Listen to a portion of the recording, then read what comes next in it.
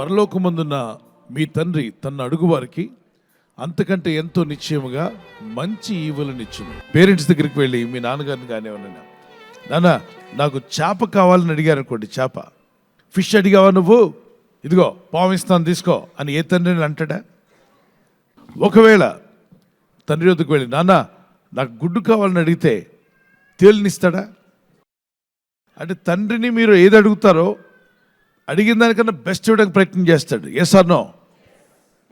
నా కుమారుడికి పెన్సిల్ కావాలంటున్నాడని చెప్పి పనికి మాలిన పెన్సిల్ ఇవ్వండి అయ్యా అని షాప్ అతను అడుగుతాడు. అతను నాన్న ఒక పెన్సిల్ కావాలంటే ఆ తండ్రి ఉన్న దాంట్లోనే బెస్ట్ పెన్సిల్ కొనివ్వడానికి ప్రయత్నం చేస్తాడు. ఒకవేళ పెన్ అడిగితే బెస్ట్ పెన్ కొనివ్వడానికి ప్రయత్నం చేస్తాడు. ఎవరికి?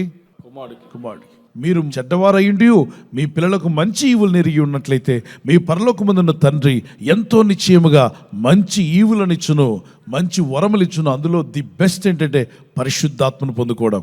పరిశుద్ధాత్మతో నింపుతాన్నాడు, పరిశుద్ధాత్మని ఇస్తా అంట. అందుకే యేసుప్రభు వారి యుద్ధకు వచ్చిన మీరు అందరూ పరిశుద్ధాత్మని అడగండి. ఎందుకు చెప్తున్నాను తెలుసా?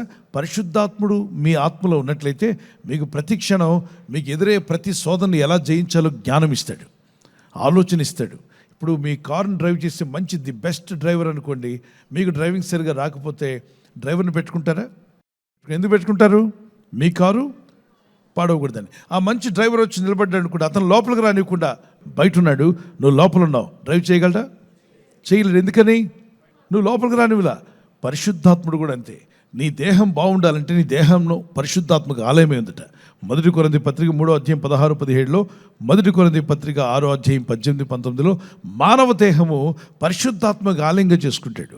ఆయన్ను లోనికి రానిస్తే నీ దేహాన్ని, నీ ఆత్మను, నీ శరీరాన్ని, మనసును, నీ ఆలోచనలను ఈ భూమి మీద నువ్వు జీవించే జీవితంలో ఎదురయ్యే శోధన, బాధలు, ఇబ్బందులన్నీ కూడా జయించే కృప ఆయన నీలో నుండి నీకు నేర్పిస్తాడు, నీలో ఉండి నిన్ను నడిపిస్తాడు. డాడీ దగ్గర పిల్లలు అడిగినట్టుగా పరలోక తండ్రి దగ్గర మీరు అడిగితే ఎంతో నిశ్చయముగా మీ అక్కర్లు ప్రభు తీర్చగలడు. నీకేదో అవసరం ఉంది, ఏదో కష్టం ఉంది, ఏదో బాధ ఉంది, నీ జీవితాన్ని వేధిస్తున్న కొన్ని సమస్యలు ఉన్నాయి. కొందరు శత్రువులు నిన్ను వ్యతిరేకిస్తూ ఉండొచ్చు, ఒకవేళ నిందిస్తున్నారేమో, దూషిస్తున్నారేమో, కొన్ని అవమానాలను ఎదుర్కొన్నావేమో, నువ్వు ఊహించని కార్యాలు నీకు అడ్డుగా నిలబడ్డాయేమో.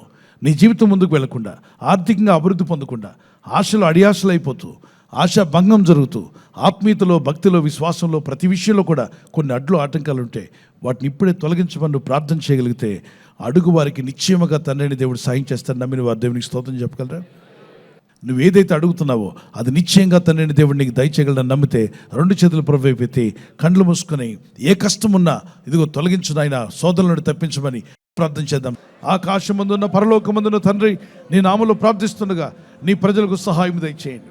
వాళ్ళ కన్నీళ్లు తుడిచివేయండి, వారి దుఃఖమును సంతోషంగా మార్చండి. ఈరోజు ఎందరైతే గుండెల్లో బరువుతో ఉన్నారో వారి గుండె బరువు తగ్గిపోవును గాక, తొలగిపోవును గాక. మనసులో ఉన్న భారం తొలగిపోను గాక. మా భారం అంతా నీ మీద మోపన్నావు అయ్యా, నీ భారం యెహోవా మీద మోపు, ఆయన నిన్ను ఆదుకుని నన్ను వాగ్దానం చేశావు. ఇదిగో మా భారం అంతా నీ మీద మోపుచుండగా, మా చింత యావత్తు నీ మీద మోపుచుండగా, మమ్మల్ని ఆదుకునేవాడవు నీవే, మమ్మల్ని నిలబెట్టేవాడవు నీవే ప్రభువా, మమ్మల్ని స్థిరపరచువాడవు నీవే నాయన. నీ దయగల హస్తము చాపి నీ ప్రజలను బలపరిచి కృంగిపోయిన వారిని లేవనెత్తండి మా ప్రభువా. ఏ సమస్యలో కృంగిపోయారు, ఏ శోధన వారిని కృంగతీస్తుందో, ఎలాంటి ఇబ్బందుల్లో కృంగిపోయి ఉన్నారో ఇప్పుడే వారు లేపబడుదురుగాక. ఈ రాత్రి నెమ్మదితో పండుకొని సురక్షితంగా కాపాడబడినట్లుగా నీ అగ్ని కంచి వేసి మమ్మల్ని కాపాడండి. మీ చిత్తములో కొనసాగే కృప మా అందరికీ దయచేయమని యేసుక్రీస్తు ప్రశస్త నామములో వీరందరికీ చక్కని నిద్ర దయచేసి తెల్లవారు లేచి కృపను మాకిమ్మని క్రీస్తు నామములో అడిగి వేడుకుంటున్నామా పరలోకపు తండ్రి. ఆమేన్, ఆమేన్. ఈ వాగ్దానాన్ని మీతోనే ఉంచుకోకుండా లైక్ చేయండి, షేర్ చేయండి. అనేకులు ఈ యొక్క ఛానల్ సబ్స్క్రైబ్ చేసుకోమని తెలియపరచండి. సబ్స్క్రైబ్ చేయని వారు కూడా సబ్స్క్రైబ్ చేయండి. Good night. God bless you.